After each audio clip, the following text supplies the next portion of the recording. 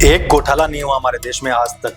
झूठा बदनाम किया जा रहा है हमारे देश को। बिहार सरकार ने 70,000 करोड़ रुपए का घोटाला किया है। इन्होंने 8 साल से कोई हिसाब किताब ही नहीं दिया और कुछ समर्थक कहने लगे कि ये तो हर सरकार करती है। अरे तो यहाँ पर हर सरकार से सवाल पूछा जाना चाहिए, ना कि उसे डिफेंड किया जाना चाहिए। अब भाजपा के एक मंत्री कह रहे हैं कि बिहार में 62,000 करोड़ रुपए का बिजली घोटाला हुआ है। सच क्या है कभी सामने नहीं आने वाला। ऐसा क्यों? याद है 1,76,000 करोड़ रुपए का घोटाला हुआ था हमारे देश में।